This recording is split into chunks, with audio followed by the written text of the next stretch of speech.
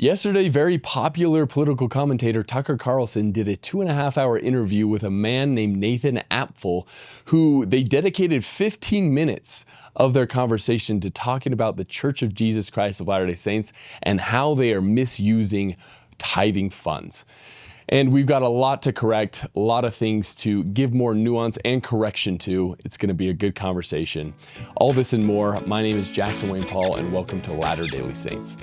What power shall stay the heavens from pouring down knowledge from heaven upon the heads of the latter-day saints?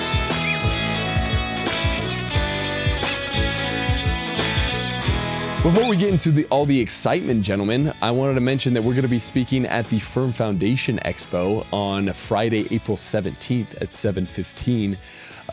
It's going to be a good time. The title of our presentation is Meat versus Milk, which they ask you what the title of your talk is before you even have an idea of what you want to talk about. So we just throw out random stuff. Maybe we might talk about that. No, it was intentional. Either way, it's going to be a good time. So link in the description on how you can get your ticket to come see us then. Ladies and gentlemen, welcome back to Latter Daily Saints, or welcome for the first time. What you have stumbled upon here on the internet is a place where we are members of the Church of Jesus Christ of Latter-day Saints, not official representatives of the organization, but we love to take a look at things that are happening around the world and specifically in the Latter-day Saint community and run our mouths on the internet about it. So if you find any value in what we're producing, we would ask that you subscribe, share with your friends as it gets it out to more people that this would benefit. But gentlemen, in the studio, we have Jonah Barnes back with us, as well as my big little brother Hayden Paul. He is shorter than me. Okay. And here's the but thing. older. I just want to clear up. Every single time we meet one of you out on the streets of, Utah County or something like that, the very first thing you say to me is, "Dude, I thought you were like 5'6", bro." Like, you just have short man energy. I guess so, man. Well, no, I just had someone ask me the other day, Hayden is a lot shorter than Jackson, right? Because Jackson looks like he's a looming tall guy, but Hayden looks like he'd be 3 or 4 feet shorter than him. Really? That's crazy, dead dude. serious. So that's messed up. to dispel with any misinterpretation, so that doesn't have to be the first thing you say, I'm 6'4", 6'5", with shoes on. In the morning, by the afternoon, my spine compresses. I'm Hayden's 6'2" like without the Marine Corps, the official every single time, 6'2", bro. I am 6'2" flat. Cool. And Jonah, Why are you? Why are we mad about short man energy? What does that mean? How tall are you? What's my energy? Short. You're making fun of short people. Right. Yeah, you're not short. Making fun. I'm just saying. God was like, I'm going to make you 5'11.9. That's me. That's me. Thanks a lot. Yeah, that's me. Okay, yeah. Brandon, only 6'2". you're 5'10". Good thing with the advent of modern medicine, you can get a surgery that extends your femur. Ooh. So, Wait, can you really? that link in the description. Use code STICK'em or Latter Daily Saints. Get a discount. Yeah. Femur elongation. But anyways, we've got a interesting topic today. So yesterday, as we did on our show, we kind of took a look at the Easter messages from the two different presidents. And in the comments, it was like, you're comparing these. It's like, it wasn't really a comparison. It was just like, okay, we heard this, and then this message is very stark opposite, and it just made me queasy. And so I appreciate your guys' feedback in the comments from yesterday, us taking a look at that tweet. And then Tucker Carlson, he did a video with a guy named Nathan, and I'm going to get his last name wrong here, and that's why I wrote it down, Apfel, who is a documentary filmmaker and does a lot of analysis on different religious organizations. He's been on the Sean Ryan show before, who, if you don't know him, he's a retired Navy SEAL, has a lot of different people on. But his shtick is his theology, his Christian theology, kind of doesn't allow for any organized institution. Just to give some context here for you gentlemen, Jonah and Hayden. And he sees that any organized institution of religion nowadays, they're all corrupt. They're missing the mark completely, and that everyone should kind of just worship Jesus in a decentralized and decentralized very decentralized way. Yes, in a hyper decentralized way. which, all right, that's your opinion, brother, but that's kind of the worldview that he's looking at everything through. So then his analysis when it comes to the Church of Jesus Christ of Latter-day Saints, we know that it's a worldwide church, that we're trying to make a massive impact for good in the world. And to do that, it takes a lot of organization and cooperation in regards to how we manage, and the stewards of the leaders of the church are stewards over the financial aspects of the church. Now, yesterday in their episode, it was about an hour and it was about almost 2.5 hours. And they dedicated like a 15-minute segment just talking about the church. Yeah, just real quick, just the context of the rest of the episode. So the main focus, Tucker did a monologue that was about 40 minutes long at the very beginning, which actually was a pretty good monologue in a lot of sense. So you guys might have your opinions on Tucker Carlson. I thought it was a pretty good monologue, just on the status of Christianity in America and kind of what's going on with the war and all that stuff.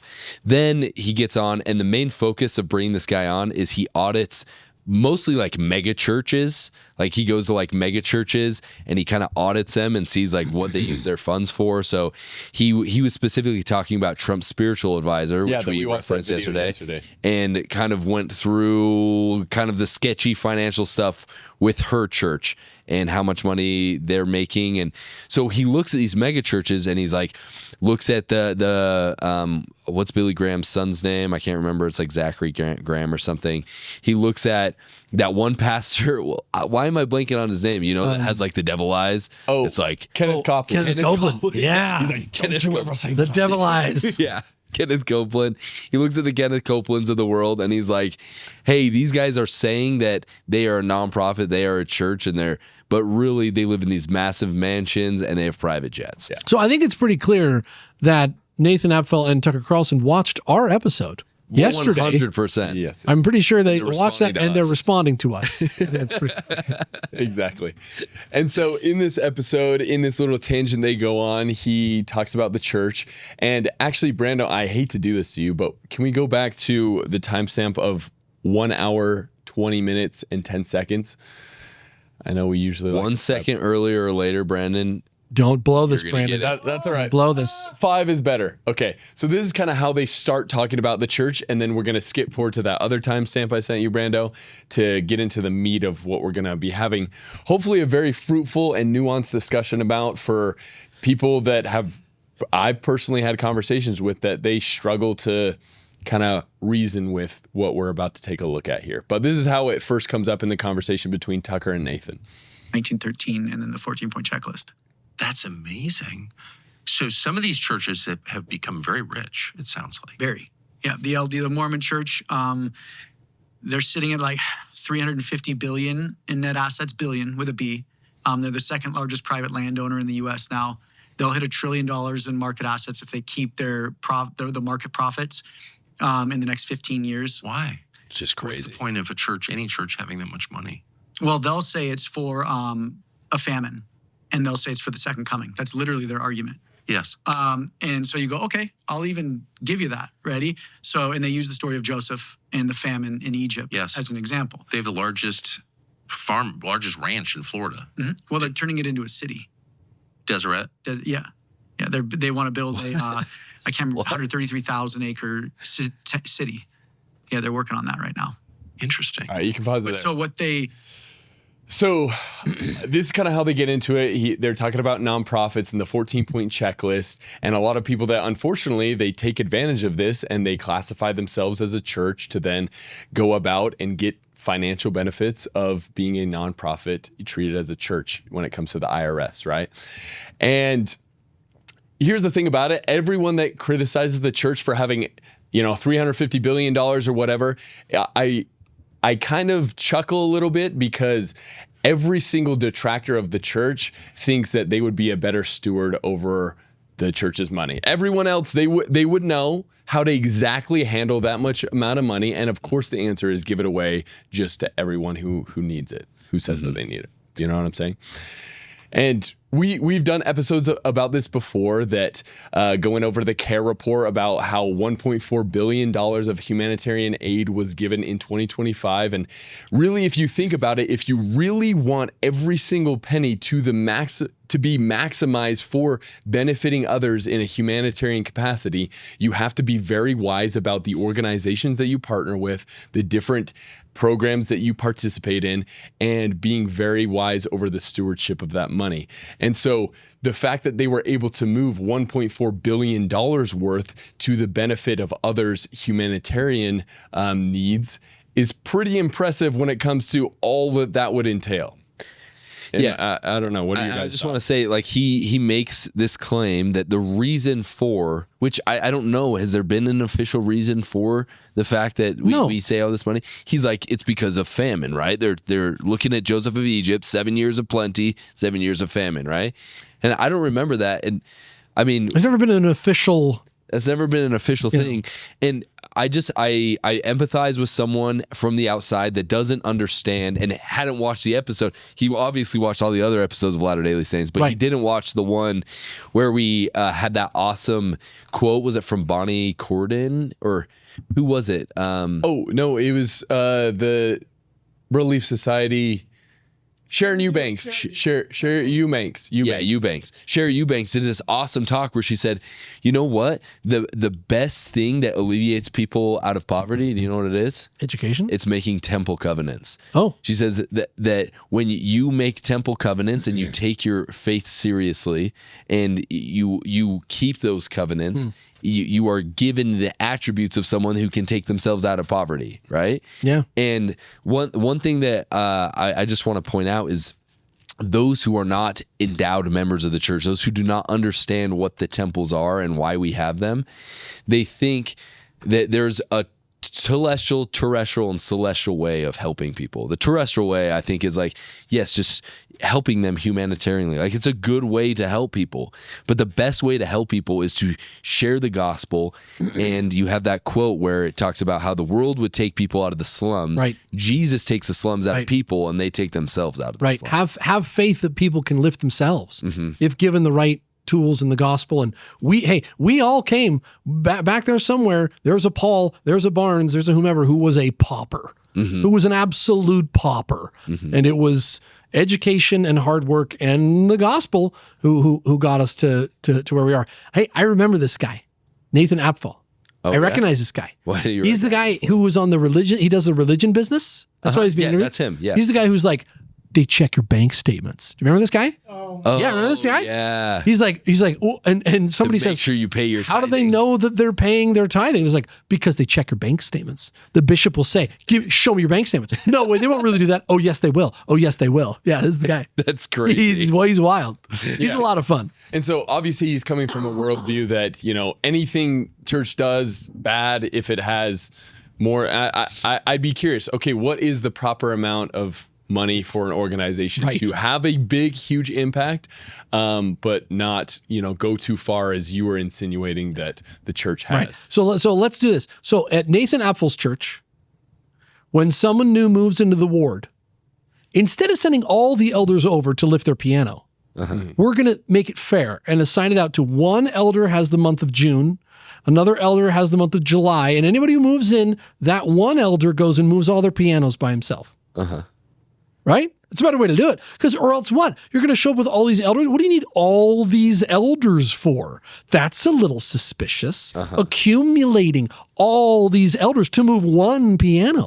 That seems kind of weird. It's the dumbest argument in the world. Look, we want to build Zion. We're not here to just like dance around and sing little songs until the second coming of Jesus Christ. We're trying to prepare the earth for his coming. We're trying to, yes, save against famine and build wells and build churches. When America has its problems and we have this trove of money to go help Africa, we can build colleges. We can send people through schools. We do it all the time, every day, thousands and thousands of people. Nigerian girls who get a chance to go to school because we're there building it. Nathan Apfel, does your church have the resources to do that? Yeah. Does it come even close? I bet you it don't. So good luck lifting that piano on your own. Dumbest. And so I can't remember the exact timestamp, so I won't say it, but we'll include the link in the description with the timestamp of when they start talking about the church, and you can go listen to this. But further on in their conversation between Tucker and Nathan, he's like, this seems very antithetical when it comes to how Jesus told his disciples to, go about their preaching. He says, take nothing with them. Neither person or script, and to do what? And then Nathan's like, to go and rely upon the generosity of others that they will be provided for. And it's like, okay, bro, like tithing and fast offerings is done by the generosity and the submission to God. And just to touch on this tithing piece right here is, I heard Brad Whitbeck say this one time as we were having a conversation about the church and its wealth and things like that. And he's like, the way I look at tithing, honestly, if I paid it to them and I watched them light the money on fire in front of my face, I wouldn't think twice. Who cares? Because we talk about it all the time, but it truly, the law of the tithe, it is, no one's looking at my bank statements, bro. No one's looking at my bank statements. I can pay, in reality, as much as I want or as little as I want. Right? But the law of the tithe, it's not something that's just specific to LDS scripture. It is a law that was lived in the Old Testament and has ancient origins. And it is truly between me and my God. That 10% is me throwing that on the altar and being like, I'm not interested with accumulating and holding on to all of this worldly wealth. This is something that I know can go to the benefit of building the kingdom of God on earth. So therefore, because I'm not tied to these earthly things and whatever, I've already been blessed so much by you, Lord, who has created all things from the beginning. And there, I'll put my 10% on there, and that is my submission. That is my sacrifice, showing that I care more about the things of an eternal realm rather than this earthly realm. And go ahead. And point of order. How many? What percentage do you think of the 17 million members of the church pay a penny in tithing? I don't know. 20%? It's a minority. Really? It's look at my 50%. family. 8 people in my family. I'm the only one who pays any tithing. Oh, yeah, true. Right? 1 out of 7. Mm-hmm. So this whole they are forced to pay tithing. No, you don't know what you're talking about, bro. Mm-hmm. Like the majority, you don't get kicked out of the church if you don't pay tithing. Yeah. Yeah. And if you were to survey, the whole membership of the church and all those who do pay tithing, I guarantee that they would all say that they would all have that most of them would have a really, really strong testimony of it because they've seen blessings that come directly from that. And so and they think these people think erroneously that you must pay tithing to be a member of the church. This is not true. Mm-hmm. You can pay 0 cents. All of my children, they pay nothing. They're all members of the church. So this whole, it's like you have to pay the piper in order to get a ticket to the game. That is a myth. That is wrong, Tucker. You're dead wrong. Also, you don't have to be a member of the church to benefit from the tithing dollars. That anybody can benefit from the tithing dollars. That's right. that are raised. And just overall, I want to say once again, just to reiterate, these people don't see. They are looking at the money in a worldly way. We look at it as an ability to build temples all across the world and to build the infrastructure where there is an organization and it is a house of order and truly a house of God, instead of this decentralized way that he looks at how everything should be. And you're right. It is about decentralization. It really is about his perspective on religion is every man his own priest, every man his own pope. Yeah. That's really what it is. Yeah. And so where I'll play devil's advocate for what you were just talking about, Jonah, okay. Bring it on, Jack. Is to have a temple recommend you. There's a temple recommend question that says, do you pay a full tithe? And in order to be baptized, you when you interview you have to agree to live the law of the tithe. Yeah, well, now that's different. Now, wait a minute. That's not do you pay tithing. Mm-hmm. That's will you agree to or are you willing to? Yes. Right. In the baptismal sense, in the temple recommend question is, do you fulfill the law of the tithe? Do you consider yourself? Do you identify? It's literally asking you, are you a full tithe payer? Yes. If you pay $0, you can be a full tithe payer. They don't understand this. They don't get this. So they don't understand the nuance to it. There's no like checking of a bank statement. No, we have to kick you out of our church. That's not how it goes at all. And to compare it to these other grifting, evangelist preachers on Kenneth Copeland or whatever is so irresponsible. Yeah. And it's like I've ran into Quorum of the 70 and I ran into an apostle at an airport before. Yeah. Right? Oh. Flying commercial. Oh, this is my So this it's is my favorite game. That's the other thing is there is a huge difference between the Kenneth Copelands and the way that they enjoy and bask in the wealth, and then the leaders of the church. The full-time leaders of the church, they get a stipend, and it's very reasonable compared to the amount of work that they're doing in the organization that they're running, right? Yeah. But beyond that, there isn't like this. It's not the same thing. No, so this is a great jets. This is a great game. Brandon, can you bring up Google Earth? Is that possible to show Google Earth? I haven't done that in 10 years. Or sorry, no, Google Maps. This is a great game for everybody. You can play this at home. Tucker, I invite you. Also, Nathan, you can join in this game. Anybody can access it. It's free to play. Okay. It's free to play. Okay. And there's an award that we're going to offer right here at Latter Daily Saints of $1 million if you can win this game. Yep. Okay. So go to Google Maps. Okay. Okay. And zoom way out. Zoom really as far, real out. Okay. All right. This game is called Find Dallin's Yacht. Okay. And it goes like this. You sit here and you zoom to every pixel from every satellite across the planet. And if you can find Dallin Oaks' yacht, you get $1 million. I know exactly where it is. These it's in guys the Keys. fly coach. You sound like an idiot. They eat at Burger King. Okay. These guys are not Tucker Carlson. To have Tucker Carlson criticize the brethren of the church like they're all living high on the hog is deliciously ironic. That is ridiculous. Yeah. Like all these guys, you both these guys, even this kind of like he looks like a beach bum. The guy with the hyper tan and his hair is all. He went on an interview. You're going to interview. Could you not tie it back? Whatever. The Nathan Apfel guy, like even he makes more money than all of those brethren, than all those general authorities with his funny little documentaries criticizing our brethren. Okay. Oh, did you find his yacht? There it is, right there. Did you find it? $1 million is on the line. You can play from home. Get your friends to play. Anybody go to Google Maps and start zooming. Okay, let us know when you find it. Okay, We appreciate the comedic relief. so stupid. It's in an underground cave. And honestly, I aspired to have his hair. I'll just be honest there, okay? And soon, couldn't tie hopefully, back. here in a year, I'll have that. But No stylists employed there at the Carlson Studio. yeah, so that's how their segment starts, and then they get into like the Enzyme Peak, which is the church's investment arm. Enzyme Peak Advisories, and talks about some of the things that they're invested in, which I think this is going to spark a really good and needful conversation that hopefully we can be very productive in. So if you want to go to that next timestamp, Brando. That's why they want to build those temples. And that just goes into the history of Joseph Smith and Mormonism. But I tip my hat to the Mormon church in regards to you figured out the cheat code. Like in any video game, you figured the cheat code out in the religious exemption side of things. Because the only reason why they got rolled and busted by the SEC is they had so much money invested and they weren't filing what's called a 13F.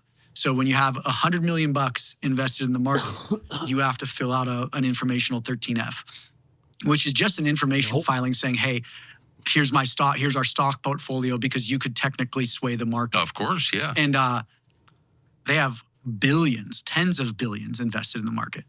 And, do we know where? Can you know where? Yeah, you can. Now they fill out the forms now, and so they're heavily invested in pharmaceuticals. They're heavily invested in machinery of war. So the LDS Actually, yeah, the LDS Church profits from war. All right, so if you didn't know, back in 2019, the SEC fined the church what it was about total of $5 million because they were filling out these 13F forms individually for these other subsidiary investment arms that were under Enzyme Peak, and they weren't doing a total one that encompassed everything that Enzyme Peak was invested in. At the advice of their legal counsel, they did so. Yes. And the church was fined $1 million And Ensign Peak was fined $4 million. Yes. Which was the average for that, which was not any greater or less than that size of a fund would receive a fine. So this was not, So then the headline of LDS Church or Mormon Church gets fined by SEC for hiding investment. Like those were the types of, news headlines that were coming out, right? And so if you look into the details, it's like, oh, okay, yeah. They weren't really hiding it. Yes. Yeah. And so now in the under the umbrella of Ensign Peak Advisories, they do fill out that 13F. And so I went and checked their latest update, their filing, which was from February of 2026. And if you click on that, and I put it in a Google sheet here, and you have every single company that they have money invested in. And this is the last quarter. Yes. Netflix? What? No, just kidding. And so Hulu? What the? And so he brings up a couple things that, gentlemen, I want to kind of talk about here. So there's this website called thewidowsmite.com, and it says that it is information compiled from current and former members of the church in regards to the church's financials. Okay. And if you go back to that right there. So on this widowsmite.org, it shows there are some S&P 500 stocks that are excluded from the investments of Ensign Peak. And these are the ones. So there's beverage companies like alcohol companies, tobacco companies. There's Coca-Cola, PepsiCo. And then there's gambling and media conglomerates, which are like, there's so little, companies there. It's because just like most things, they're owned by greater conglomerates like BlackRock and things like that. But, and Netflix, and then I guess for some reason we don't invest in Bath and Body Works, which it's just not. That's just more personal. Like they just don't like the they product. just don't like the lotions. Weird, a little bit weird. They don't like the lotions, and they're not working. Okay, so obviously there's a criteria in which, and we don't invest in Starbucks, which is hilarious. Okay. So there's a criteria from the S&P 500, which if you're not familiar with investing, is the top 500 revenue grossing companies in essentially the world. And when you invest in like a mutual fund or a retirement fund, generally those are attached to the S&P 500 and they rise and fall with the markets, with the general growth of the economy. And so these specific companies that are within the S&P 500, they have intentionally selected to take out from their investments. So no money from the church and its tithing funds are being invested. So then if we go back to the little spreadsheet we have here, going back to his claims, gentlemen. So he says that the church profits off of war. Is that true? Let's see. So he says that we are invested in some of these government contractors. And so if you do Apple F there, Brando, and just search up Lockheed Martin. Okay. So we see there $25 million worth of stocks is currently owned and managed by Ensign Peak. All right. And if you look it up, about 85% of the revenue brought in by Lockheed Martin is from government contracts and weapons manufacturing. Now, and I know this is a long monologue before we get into the whole discussion thing. I personally know one of the guys that was there at the beginning of the formation of Ensign Peak Advisory Fund under Gordon B. Hinckley. And the stated goal was to be good stewards over the financial assets that the church has accumulated through the, just like Nathan says, the generosity of others, right? Going towards building up the kingdom of God on earth. They wanted to make the most of these, if you want to use the parable of the talents, these things that they have stewardship over. And so their stated intention is to be able to make the most of that. And they want to do that in a socially responsible manner, as to avoid investing things in like pornography companies or other companies that are intentionally, I spoke with degrading him. society. Yeah. And I'm not going to share his name, but he said that there was an instance in which they received a donation in kind in the form of stocks and the stocks were a company that advertised in Playboy, and they didn't want to be affiliated with that. So they liquidated the stock and invested it in something that they deemed to be more contributive to society. And so they really are trying to be intentional. And so I was asking him, like, what's your take on this? He's like, well, here's the thing. How far back do you take it? How far back do you take it? Because if you scroll up to the top there, one of the most successful companies on planet Earth is Apple. And Apple has been slapped on the wrist so many times because of their, ethics in terms of how they employ their how they make their iPhones and iPods and across the sea, and not paying employees in bad conditions and things like that. So it's like, if we were to do a moral audit, an ethical audit on every single company, which companies would be left over to invest in? You know what I'm saying? Mm-hmm. But gentlemen, just help me understand your thoughts on this. Yeah, so it's not just Lockheed Martin. They invest in Northrop Grumman, Raytheon, L3 Harris. So there's a lot of pretty much all of the main government contractors when it comes to weapons manufacturing. Now, one thing that I was telling Jonah, and then Jonah, you can share your personal experience, is at the end of the day, these weapons manufacturers, they create tools, and those tools are used by the United States government. Now, we obviously, people who signed the dotted line, joined the Marine Corps, willing to fight and die for the Constitution, we believe that there are instances where violence can and should be committed in defense of innocence and goodness. And so we're not opposed to the idea. I'm not opposed to the idea of having companies that make those weapons just in case we got to use them. But then you look at, okay, well, how has the users of the tools been using those tools for the last 50 years? And that's where it gets complicated. Have we been actually using these tools for good reasons or not? And so then you have to ask the question, okay, well, if you know that the user of the tools is constantly using the tools, well, when you're investing in the tool company, then is that an issue? And there can be an issue. I can see that perspective, but Jonah, you used to work for someone that worked with defense contractors, and explain how that pipeline looks and how once you start pulling that thread, like where do you draw the line? Right. So I used to work for a defense contractor, and first of all, in their meetings, they're very much aware that war is profitable. Like that's not I remember reading about that and hearing people talk about that cynically in the cartoons and stuff. They legitimately know when a war is coming. They're like, yes. They're like, oh baby, we're in the money. So that is a sad reality, which is kind of perverse. Messed up, very now, perverse. I've been in those meetings when they say, hey, we're going to Libya. Oh baby, we're going to Libya. So that's crazy. It's real creepy. Now, however, I worked for a company that made parts that go into planes. Some commercial, some military. Mm-hmm. Those planes carry personnel. Mm-hmm. Some of those planes carry ordnance. Mm-hmm. So we would make parts that would sell to other companies, and those other companies would use it on the space shuttle, also on jet fighter wheels, or whatever, these parts. We would buy from a company in Phoenix that was a mom and pop refinery or a fabricator that would make parts.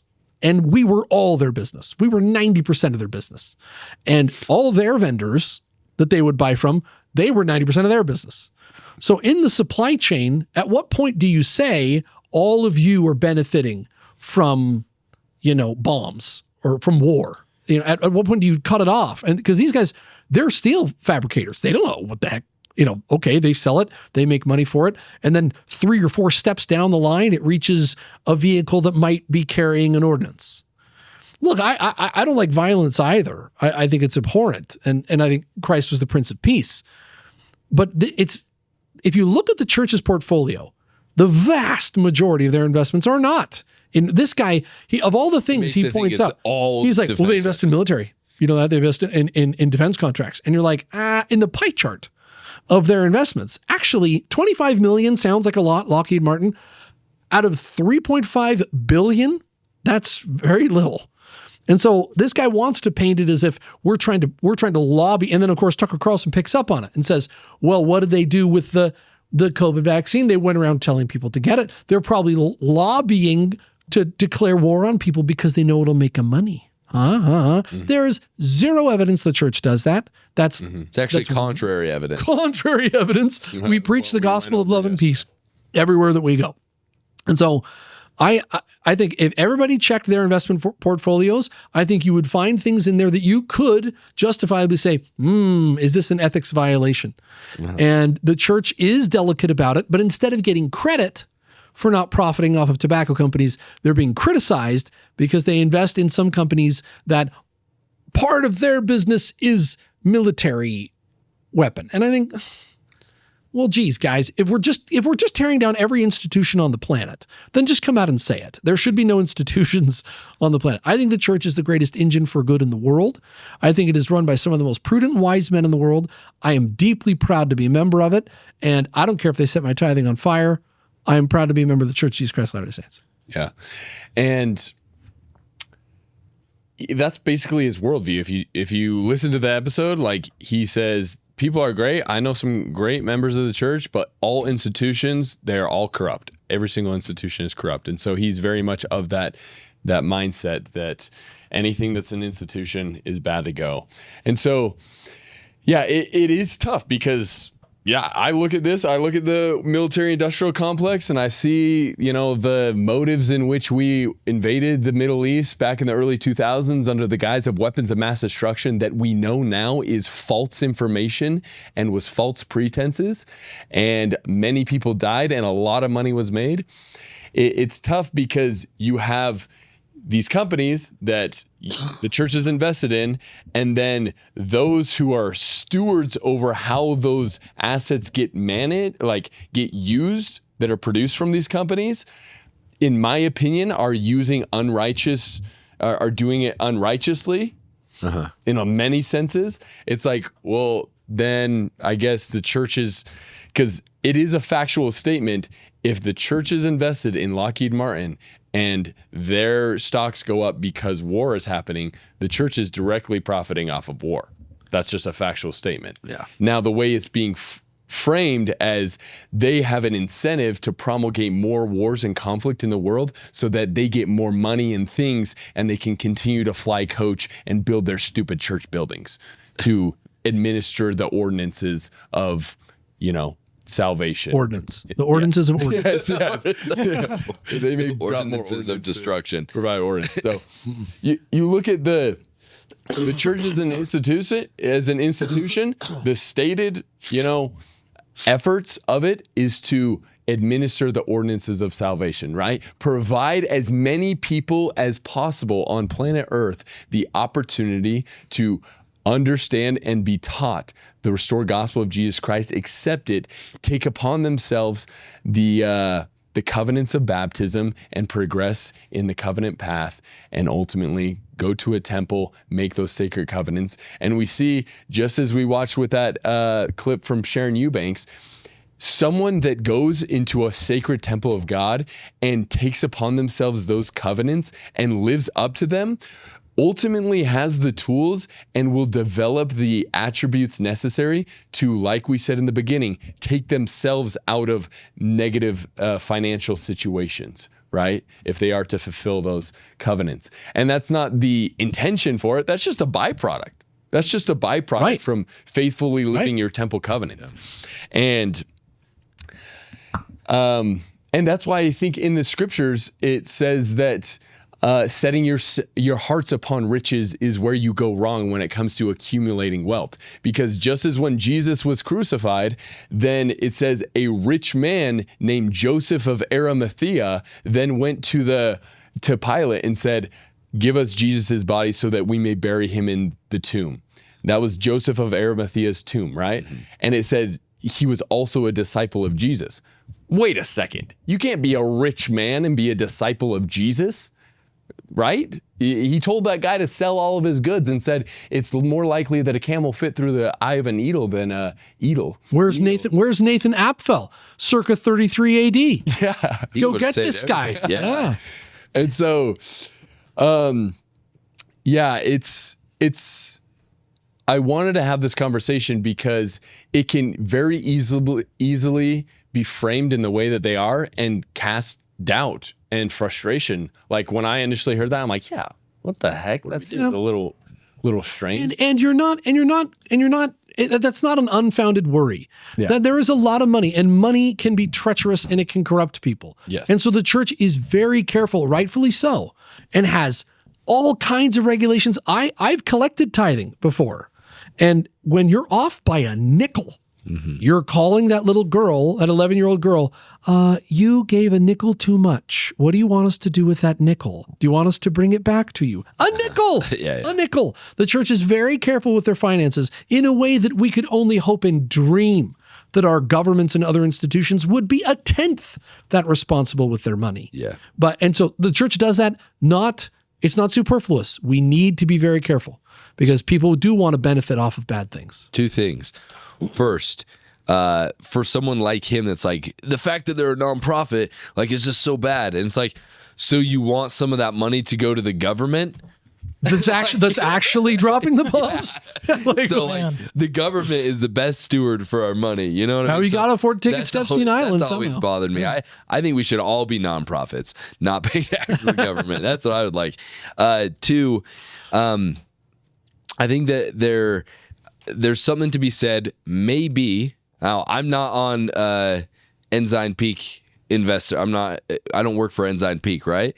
Sure. But maybe in current climates, you have to make changes to certain things. And if these companies are growing insanely because there's a war going on in the world, maybe it would be a good idea to divest funds. And that's their decision. And I bet the church talks about this. I bet they do. I bet they say, I mean, one of their biggest investments in NVIDIA or a computer company. Yeah. If that computer company says, you know what, we're just going to go full on AI generated porn or something, the church might go, well, then maybe we're not going to invest in you anymore. And things shift around, and the church should be sensitive to those changes. And I'm sure they are. It's such a small, and we looked at this, I think it was was it 92nd? It was like the 92nd highest investment was a defense contractor. Raytheon or something. It was a Raytheon or something like that. I can't remember. Way down. But the point is, it is such a small amount of the portfolio. So the question is how much should we just divest just for the sake of it? I don't know. That's Ensign Peak's decision, because at the end of the day, is it worth the potential of being culpable for things like that? And a counterpoint to what they're saying. Oh, the church has got money in Pfizer, and so it promotes Pfizer products or something. Say, okay, if the church were doing that, the church would be telling everybody to buy Microsoft, Apple, and NVIDIA, because those investments dwarf our investment in Pfizer. So what you're saying doesn't make any sense. What you're saying is nonsensical. If the church is trying to underhandedly lobby for their own investments, then they're not doing it in the right way at all. But bro doesn't read. I think the large conspiratorial perspective is pretty easily debunked, that there's this huge conspiracy. Last thing, there's this show that I watched called The Good Place. Have you ever seen it? It's hilarious. It's pretty funny. And in the end, is it Hulu? I only watch Hulu. It is on Hulu, actually. Secret Lives. It really is. The show he watched. It is, but it's actually a really funny show, in my opinion. But the whole concept is that all these people are dead. They're in the afterlife, and there's a good place and there's a bad place. And the way that you get to go to the good place or the bad place is you have a certain amount of points, right? So it's kind of like a caricature of heaven and hell. Okay. But they do it in a really comedic way. And what they're finding out is everybody's going to hell. For whatever reason, in today's world, they're just everyone's going to hell, because they're getting all these bad points. And so they go up to the main hub where they do all the tabulation of stuff, and then they find out the way that things are being tabulated is just not working anymore, because society's gotten so complex. So they see someone who buys an apple, right? And they buy the apple and their points drop. That action drops their points. And the reason why is because, that apple was grown on an orchard in a foreign country where there was child slave labor used, and then the oil for the truck That brought the apple was drilled by a warlord who used all of it to benefit and commit violence on other people. And so you see this complex society that we've built because of this, and so nothing is as black and white as you think. And so that's something that I that's a perspective that I think is worthwhile in this conversation. Yes, 100%. And yeah, just to give you the scripture reference real quick, it's in Matthew chapter 27 after Jesus was crucified. In verse 57, it says, "When the eve was come, there came a rich man from Arimathea named Joseph, who also himself was Jesus's disciple." Okay, so just if you were curious of where that was, how can you be? Jesus didn't have rich disciples. He said being rich was bad. Well, Joseph of Arimathea. Yes, I think that is very worthwhile. Because in this way that it is being framed on Tucker Carlson is attributing malice to the church, right? Right. Church is bad, institution bad. Look how much money they have. Look what they're using it for. And therefore, bad intentions to amass wealth and be greedy and prideful and selfish. That is the frame that it's being put in, right? Where I think just as the guy I was talking to earlier that was there at the beginning of Ensign Peak Advisories, they want to be good stewards of these financial assets, and that they want to participate in the growth of global markets. And to a certain extent, they do their best to have different guidelines in place so that they're not directly contributing to what we view as sin, production of, pornography or drugs or other alcohol or other substances, bad lotions from Bath and Body Works, as we saw. Yeah, the scented candles. Yeah. That coat your lungs with chemicals. Anyways. And so then you have them participating in the growth of global markets with these companies that also have defense contracts, and they do manufacture weapons.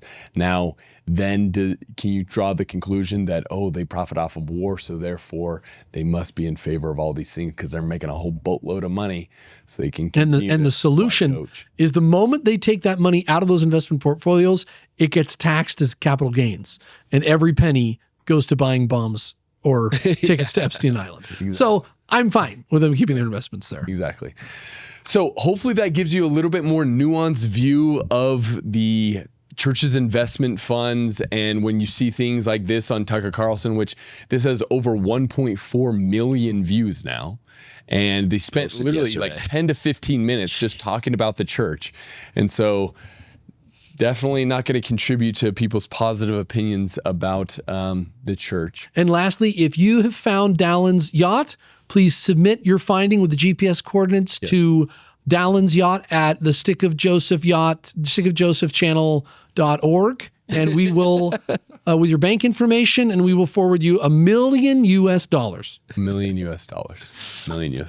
So yeah, I mean, another thing too, like his worldview of investigating these mega churches and these guys flying on cords, and then Kenneth Copeland being like, he made that private jet so cheap, I just had to buy it. And then in the same vein, looking at the LDS church and looking at it through the same eyes, like, yeah, I can totally see how he would conflate the intentions and, the motives, the intention. Motives, it is conflation. Like it is conflation. Yeah. Mm-hmm. And so hopefully that gives you a little bit better perspective on that and doesn't rattle your opinions and sway your emotions. But let us know what you guys think in the comments, as always. Okay? But anyways, shout out Taylor Frankie Paul. She's stepping away from the church. God be with you till we meet again. We didn't even talk about that. That was supposed to be the featured story, gentlemen. Was it really? No. No, we laugh about it, but it's just kind of because like she's stepping away from the church, but kind of her whole shtick is like doing things that are completely antithetical to the doctrine of the Church of Jesus Christ of Latter-day Saints. May she find her way back. We'd love to have you back. Yeah, find your way back. Cling to Jesus. We'll just end here. As always, remember, if you're not looking at the world through a gospel lens, you're only getting half the story. God bless you.